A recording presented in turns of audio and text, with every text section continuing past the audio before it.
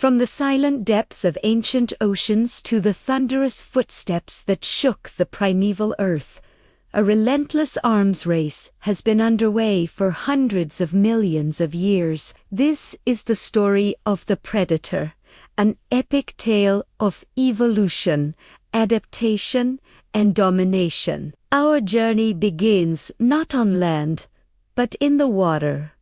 Over 500 million years ago, during the Cambrian explosion, the seas were teeming with new life. But with life comes competition. Among the bizarre creatures of the time, one stood out, a mammal. This was Earth's first super predator, at up to 3 feet long. It was a giant for its era. Imagine a creature with large, compound eyes on stalks, a circular mouth filled with sharp plates, and 2 formidable grasping appendages at the front. It was a hunting machine, perfectly designed to snatch and crush trilobites and other armored prey. Its existence set a precedent. To survive, you either got tougher or you got smarter. This was the dawn of the predator-prey dynamic that still shapes our world today. As we move forward into the Paleozoic era, the oceans witness the rise of new, even more fearsome hunters. Enter the age of fishes. The placoderms, a class of armored fish, dominated the Devonian seas. The most terrifying of all was Dunkleosteus. This wasn't just a fish. It was a swimming fortress of destruction, reaching up to 30 feet long. Its head and thorax were covered in thick, bony plates. It didn't have teeth in the modern sense, but instead 2 pairs of sharp bony blades that acted like a self-sharpening guillotine. The biting force of Dunkleosteus was immense, one of the most powerful ever recorded, allowing it to shear through anything in its path, including other armored fish. Its reign of terror showed that size and raw power were becoming key ingredients for an apex predator, but life wasn't content to stay in the water. The transition to land was one of the most significant events in the history of life, and it brought the predator-prey arms race onto a new stage. Early amphibians, like Eryops, were pioneers. While they still needed water to reproduce, they were formidable hunters on the swampy shores, using their powerful jaws and sharp teeth to ambush fish and other early land dwellers. However, the true conquest of the land by predators would have to wait for the arrival of the reptiles. This leads us to the Permian period, just before the age of dinosaurs. The continents had merged into the supercontinent Pangaea, creating vast, arid interiors. Here, a new type of predator emerged, often called mammal-like reptiles. Among them, the Gorgonopsians were the top carnivores. Picture a creature that combines the ferocity of a wolf with the build of a bear, but with a reptilian twist and a pair of huge, saber-like canine teeth. Gorgonopsians like Inostrancevia were fast, powerful, and built for a world of hurt. They were warm-blooded, active hunters, capable of chasing down their prey over long distances. Their success marked a major shift in predatory strategy, favoring agility and metabolism over the slow, armored approach of earlier giants. Then, the world changed. The Permian-Triassic extinction event. The Great Die-In wiped out over 90% of all species on Earth. It was the planet's greatest catastrophe. But from the ashes of this global disaster, a new group of reptiles would rise to take over the world. The age of the dinosaurs was about to begin. The Triassic period was a time of recovery and experimentation. The first dinosaurs were small and relatively unassuming. But as they evolved, They diversified into some of the most spectacular predators the world has ever seen. Early theropods like Coelophysis were swift, bird-like hunters, likely operating in packs to take down larger prey. They were a sign of things to come. As we entered the Jurassic period, the dinosaurs truly hit their stride. This is the era of giants, and when you think of Jurassic predators, one name immediately comes to mind: Allosaurus. This was the lion of the Jurassic, up to 40 feet long, with a massive skull filled with serrated, blade-like teeth.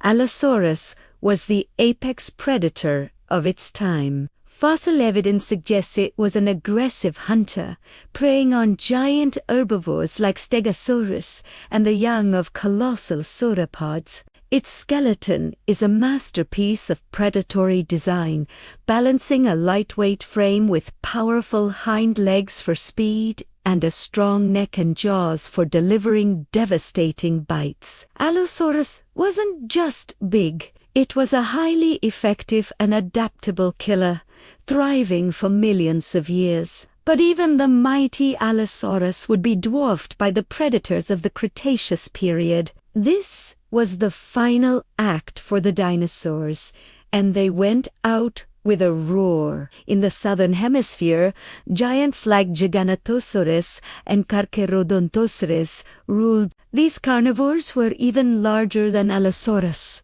with skulls over 5 feet long, armed with teeth-like steak knives. They were specialized in hunting the truly colossal titanosaurs, the largest land animals of all time. Their hunting strategy likely involved inflicting deep, bleeding wounds and waiting for their massive prey to weaken. And of course, no discussion of prehistoric predators is complete without the king himself, Tyrannosaurus rex, living at the very end of the Cretaceous in North America.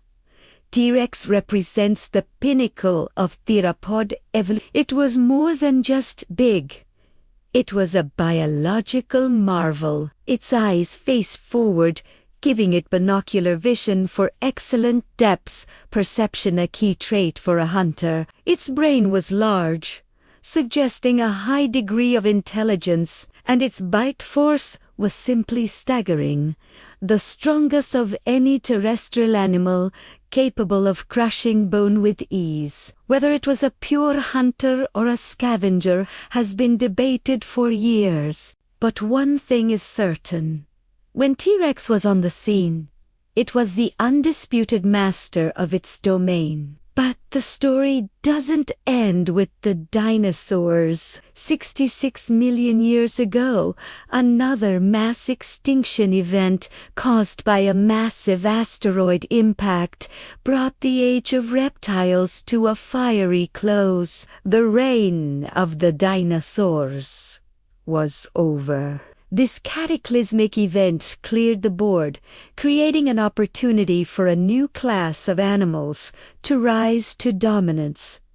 The mammals. In the Cenozoic era, the age of mammals, the predator's torch was passed. Early on, some truly strange and terrifying creatures emerged. In South America, isolated from the rest of the world, giant flightless birds, known as terror birds, like Phorusrhacos, became the apex predators.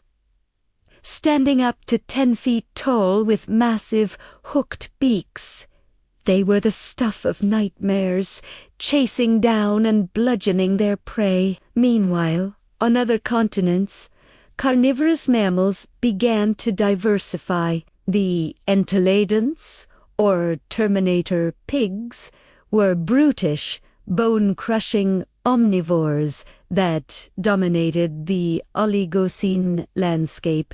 But the true heirs to the predatory throne were the carnivorans, the group that includes modern cats, dogs, bears, and their relatives. One of the most famous of these was Smilodon, the saber-toothed cat. It wasn't a speed demon like a cheetah.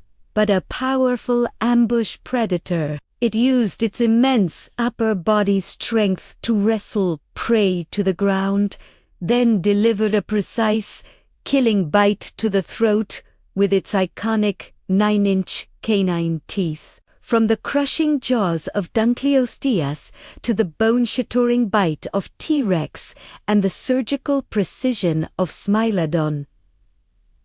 The evolution of predators is a story of constant innovation. Each new hunter pushed the boundaries of what was possible, driving the evolution of its prey and shaping the very fabric of life on Earth.